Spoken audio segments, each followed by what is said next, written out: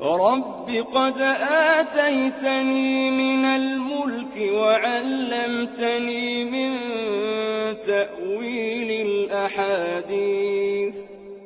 فاطر السماوات والأرض أنت ولي في الدنيا والآخرة توفني مسلما وألحقني بالصالحين ذلك من أنباء الغيب نوحيه إليك وما كنت لديهم إذ أجمعوا أمرهم وهم يمكرون وما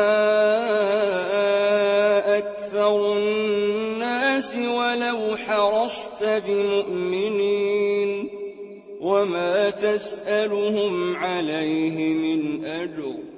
إن هو إلا ذكر للعالمين وكأين من آية في السماوات والأرض يمرون عليها وهم عنها معرضون وما يؤمن أكثرهم بالله إلا وهم مشركون أفأمنوا أن تأتيهم غاشية من عذاب الله أو تأتيهم الساعة بغتة وهم لا يشعرون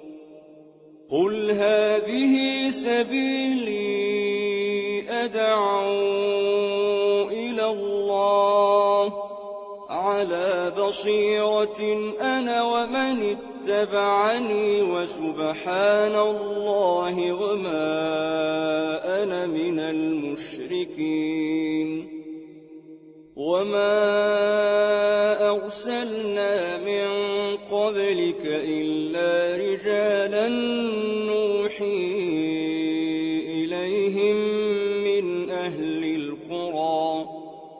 أفلم يسيروا في الأرض فينظروا كيف كان عاقبة الذين من قبلهم ولدار الآخرة خير للذين اتقوا أفلا تعقلون حتى إذا استيأس الرسل وظنوا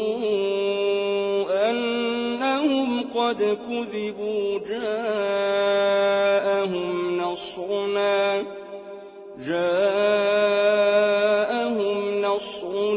فنجي من نشاء ولا يرد بأسنا عن القوم المجرمين لقد كان في قصصهم عبرة لأولي الألباب ما كان حديثا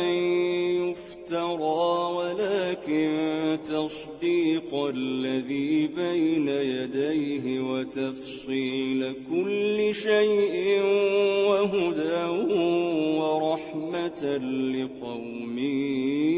يؤمنون